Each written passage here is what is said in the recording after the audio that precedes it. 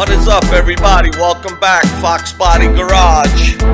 Back on the C10, guys. Got a couple of things going on today, actually. Of course, we're going to be working on the C10 right there. Let me take a quick minute to thank everybody for commenting, liking, subscribing. For all you new subscribers who are new to the channel, our main content on this channel is Foxbody Garage. That's the name of the channel. That's the main content. If you look at my previous videos, most of them are all Foxbody related. I did take on this job for a buddy of mine. It's an LS Swap 1971 C10. Okay, if you look in previous videos, you'll see, the update of the connecting cruise from Chevrolet, etc. Transmission and the struggles that we had putting this in. I wanted to do this for a buddy of mine for a few reasons. For one, if he had to get someone to do this, it probably cost about 50 grand. That's for one, and his dream would have never came true.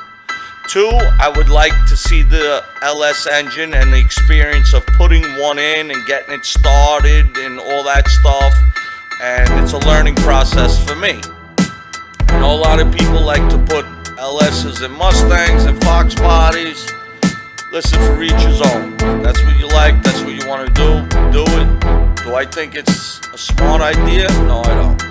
Because the money it costs you to get that motor in the Fox body, you could have built yourself a nice 351 and made the same power with the same turbo and all that stuff. So with that said, guys, that's my take on it. I had a few comments about it, and that's what I suggest, because the money it takes to put an LS and anything that it did not come in, it's not cheap. And it's not just drop it in and go either, like everybody thinks it is. Oh yeah, put an LS, it's so easy. It's not.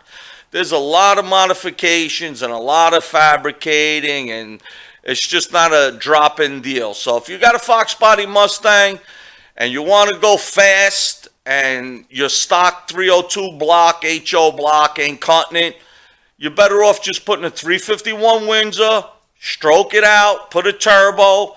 It'll cost you less money, and you'll make the same power, and it'll probably live longer, because these LSs, yeah, they're good.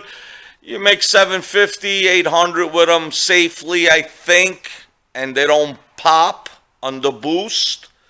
But everybody that does it, you could see, how long does it really last? The motor, yeah, it makes good power for 10, 12 passes, and then the rod breaks, and the piston blows a hole in it, and this and that. I don't think it's worth it. But for each his own. If you like it, go for it. If you don't, you don't. My opinion, if I'm going to build a fast Fox body, I'm building a 351 Windsor, stroke it out to 408. You could probably even go 418, and that's with a stock 351 Ford block. We're not talking about aftermarket, high dollar stuff. We're talking about, budget-minded guys like me and, you guys who are watching the video that don't have a lot of money, have a family, pays mortgage and this and kids and, listen, we got to do it too, but, we don't have the open bank account that, we could do this and we could do that. Yeah, I'm sure you can. When you got a lot of money, you could do whatever. When you're a guy like me who barely can afford to pay and get his house and then build this building to make a little bit of his dream come true in life, to have a place where I could do my little builds and my cars and my dirt bikes and stuff like that, I'm content what I'm doing. I don't know about anybody else, but I'm content what I'm doing. So, all right, they wanted to know what I thought. So that's what I'm saying, and I'm sticking to it. That's my 2 cents on the whole LS swap, Foxbody. Now I noticed that they're making it hard. The EPA is making it hard to get parts and this and that. I haven't experienced it besides trying to get like a high flow cat H pipe or X pipe for the Foxbody. Years ago, you buy the BBK H pipe, no cats. You could get the Mac H pipe, no cats. Now they came up with some law that everything's got to have a cat in it unless you make it yourself. So that's what we'll be doing with my Reef Blue Mustang. Hopefully we could start getting that back on track. All I got to do is put headlights, exhaust, paint the side moldings, glue them on, stick them on, and start beating the balls off that baby. And then we'll go from there. So with that said, guys, that's today's update. I'm going to start doing I'm probably going to look into the transmission lines today because I'm waiting for the brackets for the electric fan. I do have some here that came with the truck, as stated in the last video. I would use them, but they're too shallow, and I'm going to have to do something. There's a bracket that goes here that the radiator sits. I believe it's an isolation pad or something. That might help us. I don't know who did this. You know, beautiful job here, but it wasn't me. But there's some kind of isolation pad that I have to order. And maybe then I might be able to use the stock brackets because that radiator is supposedly made for this truck. So it's supposed to be a drop-in, plug-and-play deal. I doubt it, just like everything else. We put the belt back on, so we're going to try to do that. We still got to mount the radiator to the shroud. As you can see, I did notice there is holes here. So I think maybe we could just put zip screw, self-tapper or tapper screw on both sides. So that's pretty cool. That ain't going to take long. That'll work. And then we're going to start working on the transmission lines and cooler, which we have right here. Let's see exactly what we got. Are they hose fittings? Is it AN fittings? I know the trainee's going to have an AN fitting, but let's see what they gave us. Let's see. It looks like they give you the piece that goes through the radiator, and they give you a nipple that gets screwed on, and then you push it on with a hose and a clamp and stuff like that. Which then they give you these AN fittings. Probably they go into the transmission, and then these get screwed onto those, and then you put the hose. So seems like a pretty simple deal here today. Let's see how much of it I can get done. Also, as you guys know, I just moved up here in upstate New York somewhere, and I had that white picket fence that went all the way across and over there. But to put the garage up, I had to take the fence down, and to do the blacktop, I had to take the fence down. So yesterday I went and bought a whole brand new fence setup kit. This shit is more expensive than wood, but not very much, because the wood is just as expensive. So we got the whole kit here. I'm gonna probably have a buddy of mine, you know, one of those guys should show up tomorrow, not today, tomorrow, and we're gonna start digging holes tomorrow and setting this gate up, and hopefully it'll make the appearance of the house look a little better from the street. I had to change the water heater last week. I did that, which was another nightmare, but we did it. My buddy Ray helped me. So we're trying to get the front of the house closed up nice, and we'll get from there. There's my son. He decided to come out and hang out with his father. What do you want to do today? Ride dirt bikes, huh? Yeah. First we got to work a little. All right, guys. So that's Foxbody Garage's update. First we have to build this fence.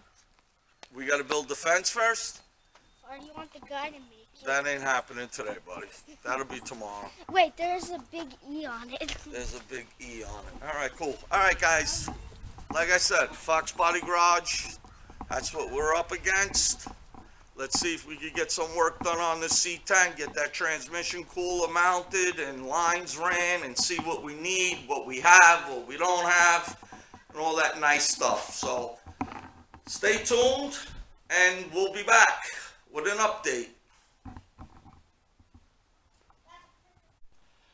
Alright, we're back. Okay, so after measuring and doing a little mock-up for the transmission cooler and lines, I came up with, alright, let me show you. I mounted it. Pretty self-explanatory, real simple. It's mounted. They give you these push-in fittings that you push through, and it's like a... What you call it? Like a zip tie deal. It's on there. It works. Obviously, someone did the same thing with the electric fan. Same deal. Except they put their things facing the wrong way, if you ask me. But whatever. So that's mounted. I just checked the line, the braided line. Okay, -6. Now the only question I have is, does it matter if the cooler is mounted up and down, left to right? Does it make a difference? I don't think so. One side goes in, one side comes out. As long as it passes through the cooler, it should cool the fluid. I believe that's not an issue.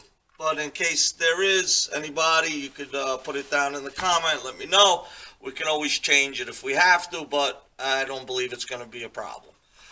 Now, we got the 6 line. The only thing is, the fittings they gave you are straight.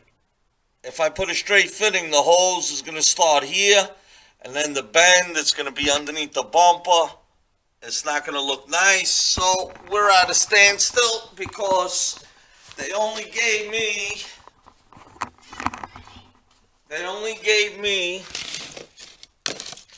290s, which is good for the cooler.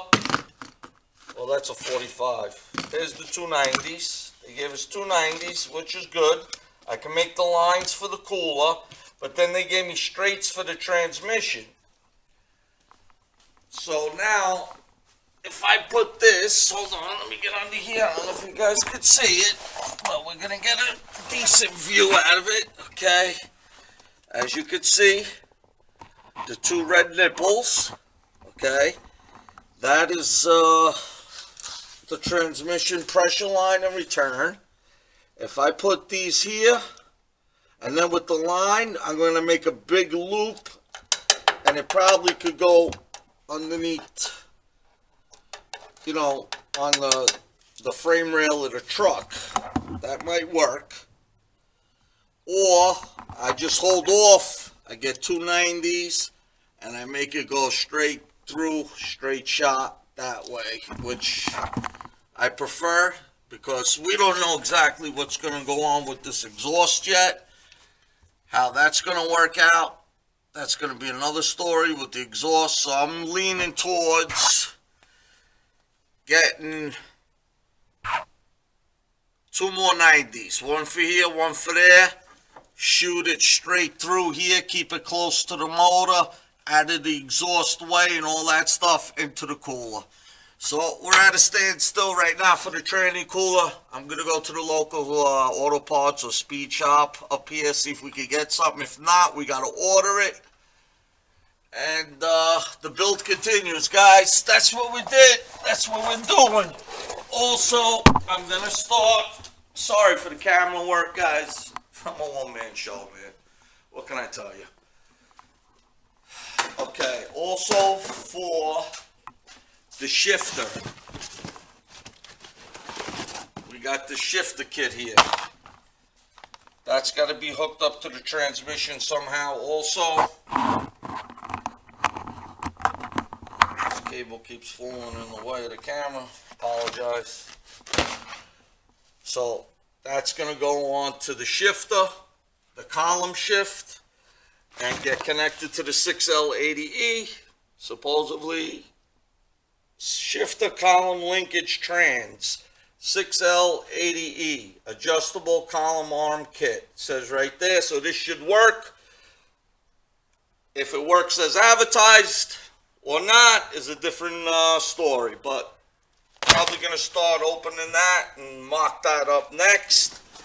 We're going to have to order those 290s. I don't know what this is for yet. It says ICT billet. Oh, trans-cooler line adapter plate. So we got to look into that. Let me open that up, guys. Let's see. Maybe plans changed already. Hold on. Where's the razor blade? Here it is. You can always find the razor blade, right, guys? Let's see. I can open this up. Anyway, let me open this up. I'll put you over here. Hold on. Let's see.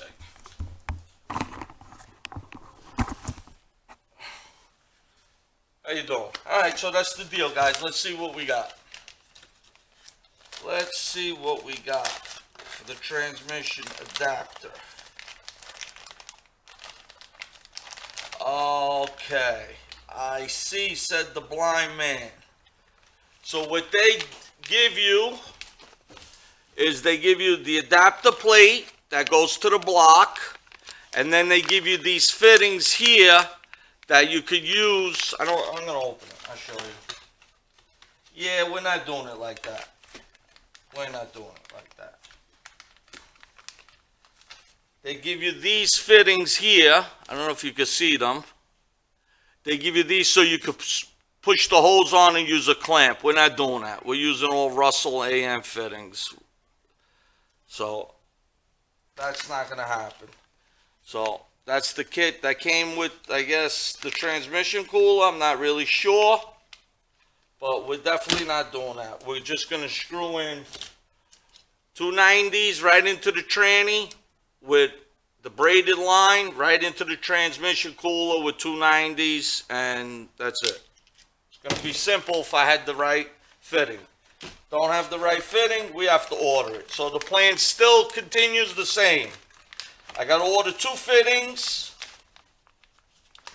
and we can make the transmission line happen. No big deal. That's pretty self-explanatory. When we get to it, I'll show you guys how to make the lines for those who don't know how to make it. I prefer the braided line. They sell the line with the black, and the plastic is good for E85 or something. I don't work with those lines. I hate them. I use steel braided line, old school Russell, little heavier. The fittings are so much easier to make. These here, forget about it. Nightmares. For me. For you guys or someone else, maybe you guys could do it a lot better. I don't know. Me, I don't even fuck with them. Straight up. I don't even fuck with them. I use the braided Russell right here for fuel, for transmission pressure line, for everything. Works. Never had a problem. I have it on my Mustang. Makes good power. It's been on it for 15 years and never had a drop. Now watch it start leaking. But you get the idea, guys. I do have a few old school ones, but they're 45s that I had left over. We're not even going to bother with that. It's going to look stupid. We want to make the truck look nice, try to do a professional job as best we can with the little bit of know-how that we have. So anyway, guys, that's the deal. Okay? Don't forget to hit the comment, like, subscribe button. Hit the bell for notification, all updated videos. And let me get working. Let me mock up a couple of things and we'll get back to you. If not, until the next time, peace. I got a package. Is it money?